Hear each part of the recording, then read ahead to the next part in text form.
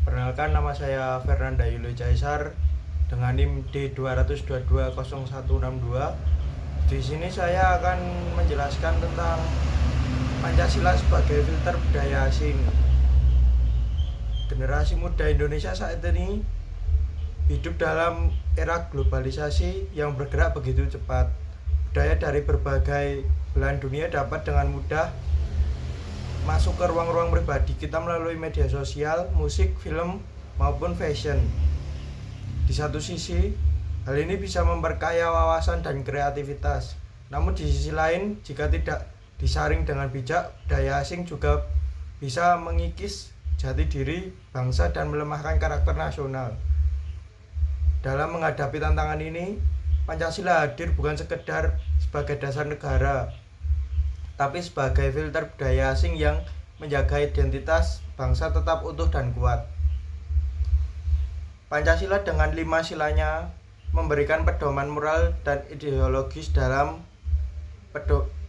menyikapi segala bentuk pengaruh dari luar.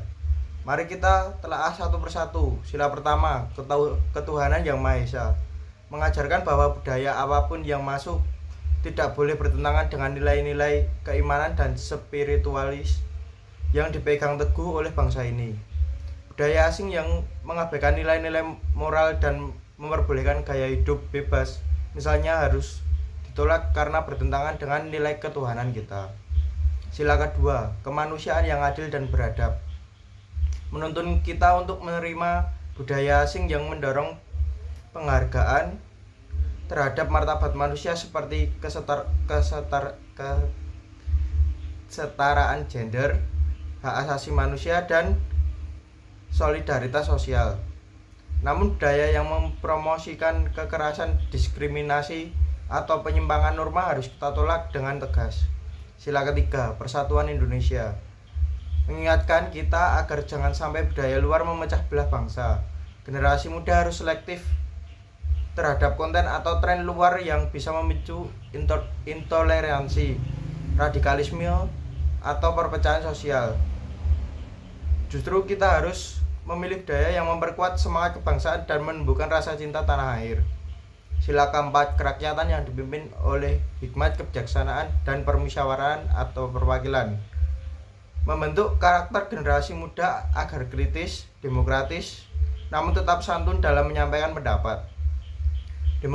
Demokrasi Pancasila bukan demokrasi yang liar dan bebas tanpa etika, melainkan demokrasi yang berdasarkan musyawarah dan kebijaksanaan. Ini menjadi filter penting di tengah budaya luar yang sering mengedepankan individualisme dan kebebasan mutlak.